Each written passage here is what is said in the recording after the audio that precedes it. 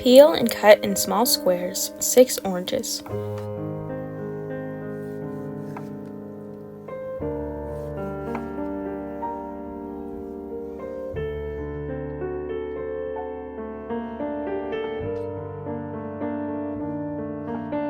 Sprinkle with sugar.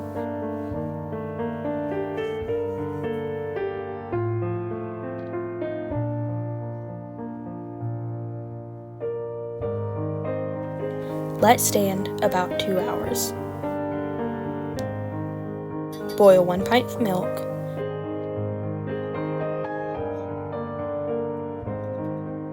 Beat the yolks of 3 eggs, 3 tablespoonfuls of sugar, a heaping tablespoonful of cornstarch.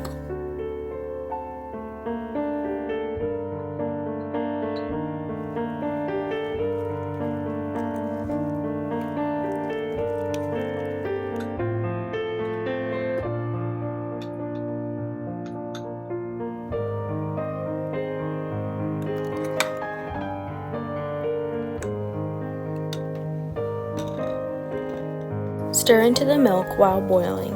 Cook until thick or till it is done.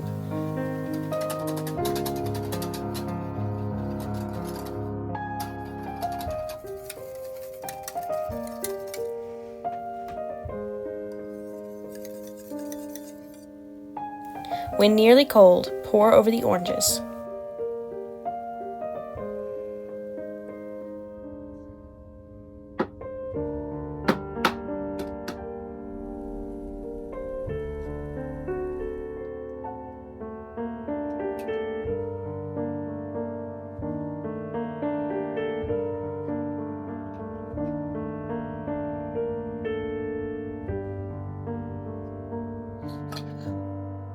Beat the whites of the eggs stiff with half a cup of sugar.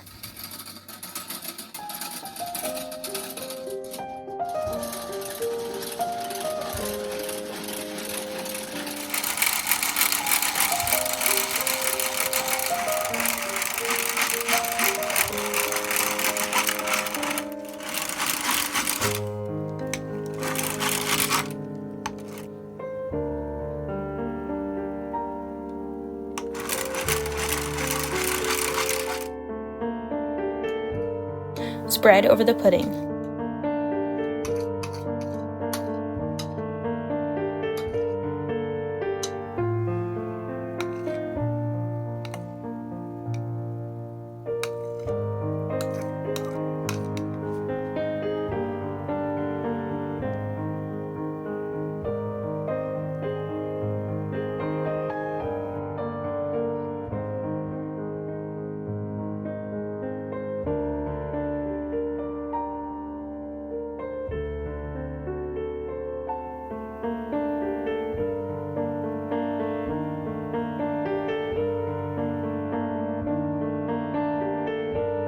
Set in the oven in a pan of cold water and let it brown lightly.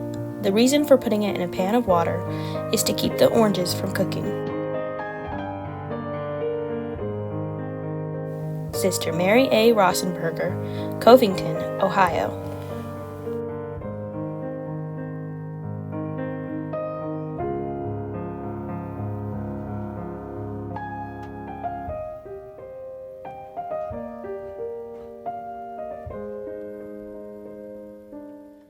Okay, it's done. I accidentally overbaked it a little bit, so it's a bit warmer than I wanted. So I did let it cool a little bit. The top sounds really good. I've been so excited to try this.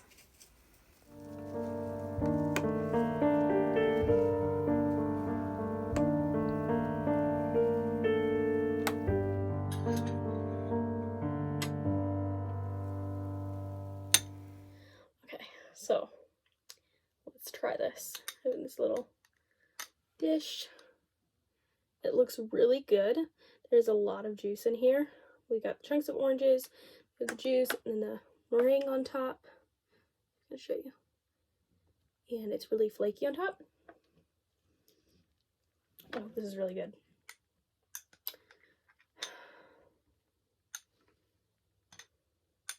trying to get a little bit of everything. It's a little bit hard.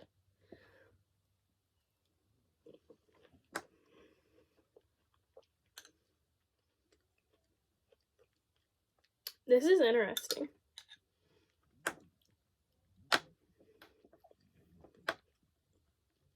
I thought this would be a little bit sweeter, but it's actually not very sweet because the pudding isn't very sweet, and then the oranges I thought would be really sweet too, and they're not as sweet as I expected. The main sweet part is like the meringue on top, which is really good because it's super light, just normal meringue, and the top is crunchy. And then the pudding, I think it needed to be a little bit thicker. I followed the recipes and cooked it long enough, I know, but it wasn't extremely thick. So I think next time I make it a little bit thicker. It is interesting to have the 3 different textures. So you have like the pudding, which mixed with some of the orange juice, so it's a bit thinner. And then you have orange, which is like, it's pretty fresh. And then you have the meringue on top, and it's interesting to have all 3 of those together. The flavor is really good though. I was wishing I could add vanilla, but it didn't call for vanilla, so I didn't do it. But because the top of the meringue is really toasted, it gives it plenty of flavor, so you don't really need any vanilla. I really like it, but I think next time I'm going to make a thicker pudding, and I want to get it cold first, because I think it'll taste a lot better cold. And I still have the rest of this that I can put in the fridge to get really cold. Well, that is all for this episode of Tasting the Decades. This was orange pudding, and yeah, I hope you enjoyed it, and if you make this, let me know. Oh, one thing I did want to say is when you are making this, it said to make sure the orange is chilled, or sat with the sugar for 2 hours. Well, you don't really need to worry about that if you're using a hand crank at least, to make the meringue, because it took well over 2 hours to do that. Well, more than 2 hours to do to make the pudding and to make the meringue, and I still had to have a good amount of waiting time for the pudding to get cold. It took quite a while to get cold before I could do the layers. So you don't really need to worry about the time on the oranges.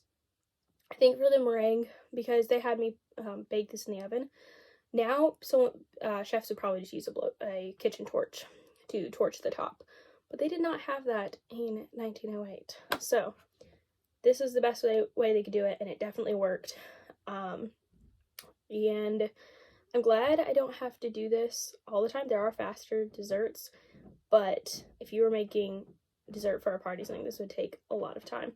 I also think these would be really good made in individual cups, because I don't think you'd have to. I'd probably, if I was making this for a lot of people, I would probably use a kitchen torch to torch the top, and I would probably also make them in individual sizes.